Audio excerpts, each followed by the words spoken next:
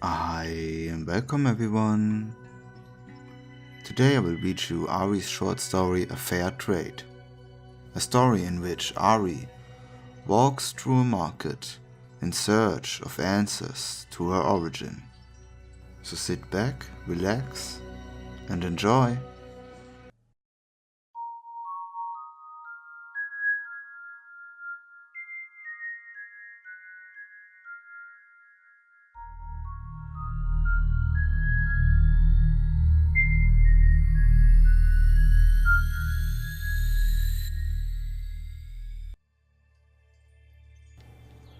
The market smelled of burning incense and rotting cabbage.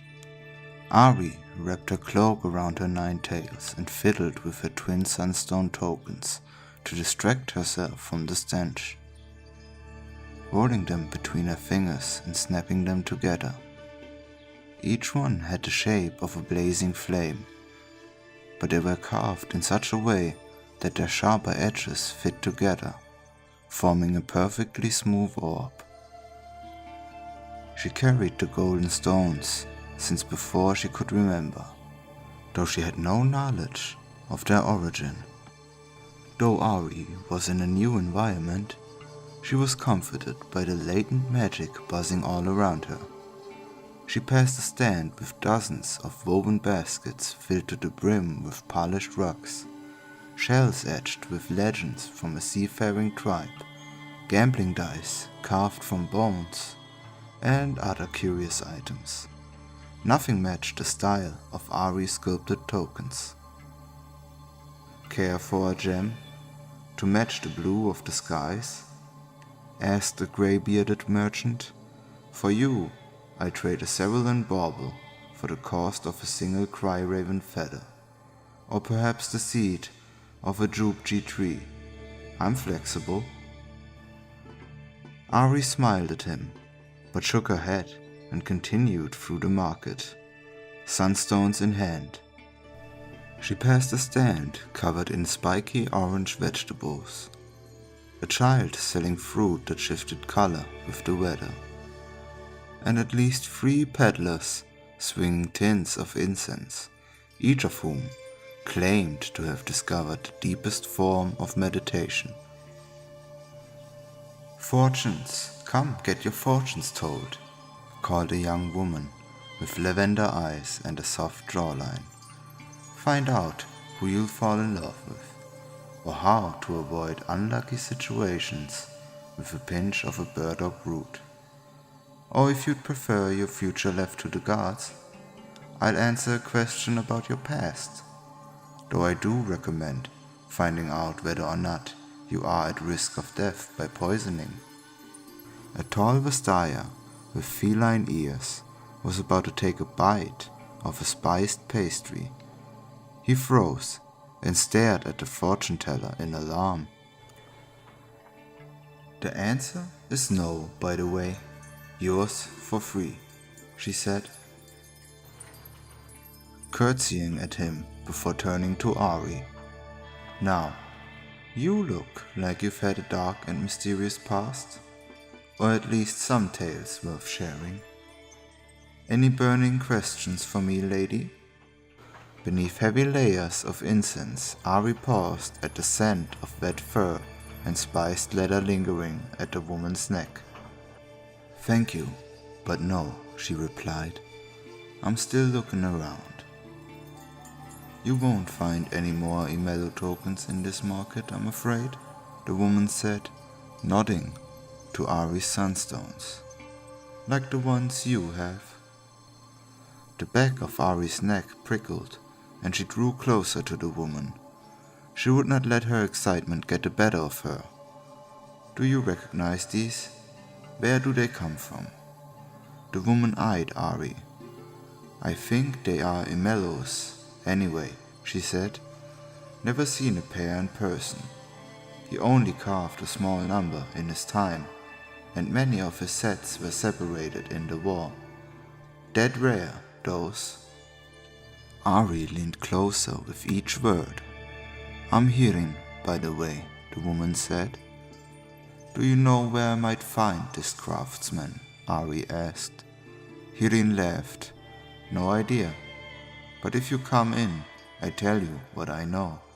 Ahri wrapped her cloak around her shoulders and eagerly followed the fortune teller past her booth and into a caravan decorated wall to wall with animal skin. Tea? Hirin said. I brewed it this morning. She poured 2 cups of liquid the color of plume wine, taking one for herself.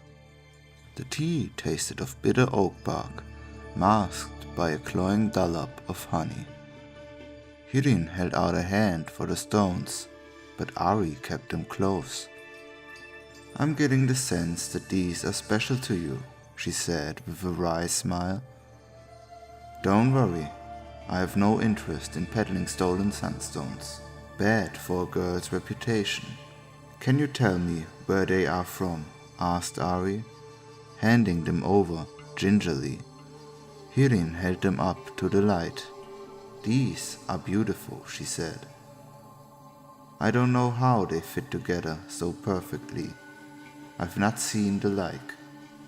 Ahri said nothing. She stood frozen with curiosity and did not take her eyes off the woman. Legend says the sculpture known as Imello collected fossilized lizard eggs from 1,000 years ago that he carved into intricate shapes. These ancient lizards lived long before the Getu Sea dried up to a desert, leaving only petrified bones and dust. Hirin coughed, and Ahri detected a bitter note upon her breath, as if she had been drinking vinegar. Imello stones are designed as small pieces that fit into a larger sculpture, she continued. The woman dangled the golden pieces in front of Ahri's face. Just as your past has left you with information to be desired, these stones may have many more parts that, when combined, create another shape altogether. Who knows what you'll become when you track down your history? With the missing pieces, you may learn more than you'd like. Those are pretty words, Ahri murmured, staring at the woman. After a moment of silence, Hirin chuckled. Some threads of truth, threads of my own invention. A fortune-teller's weaving must be seamless. The woman retrieved a hunter's knife from a cabinet. I weave in just enough of what you desire to make you stay, she said. Till the tea slows your muscles, that is. A low growl escaped Ahri's lips. She would tear this woman apart. She tried to pounce, but her limbs did not obey.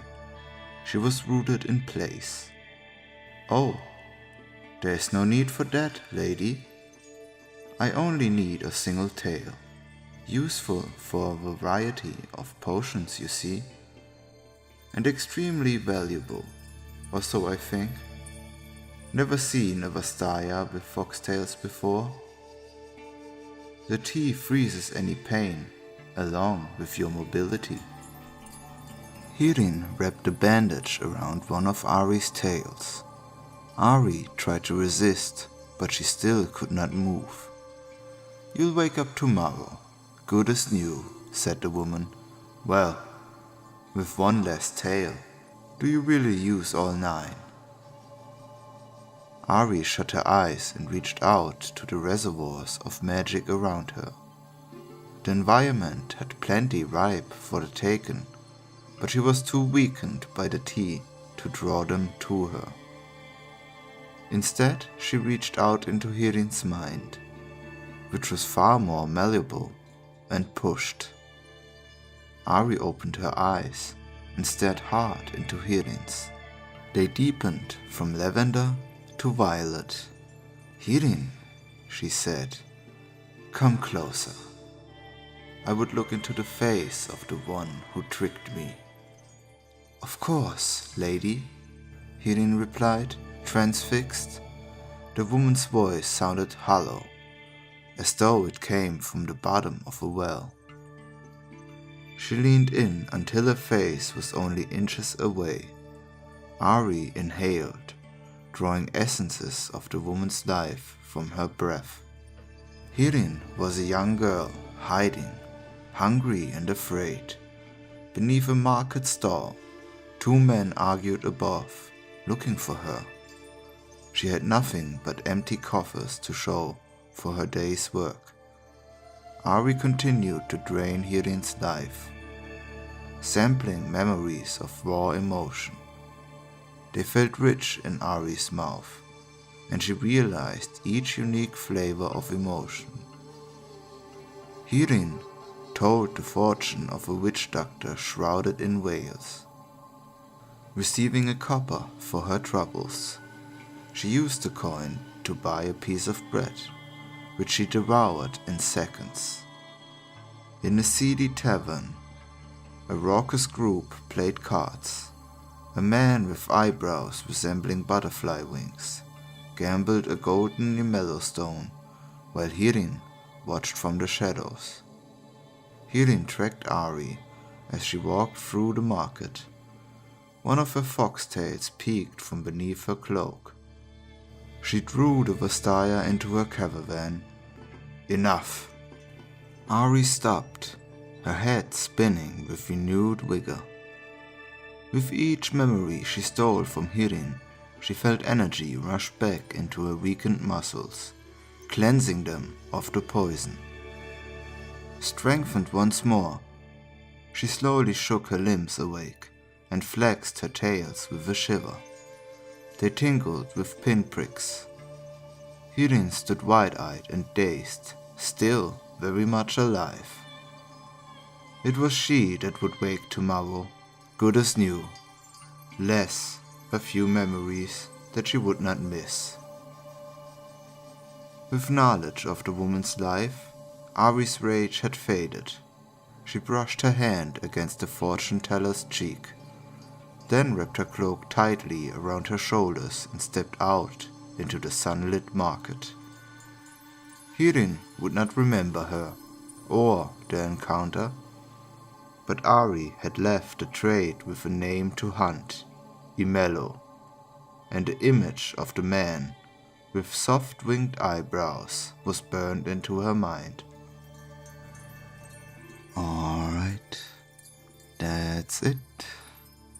I hope you enjoyed my narration. Like and subscribe if you did. Have a nice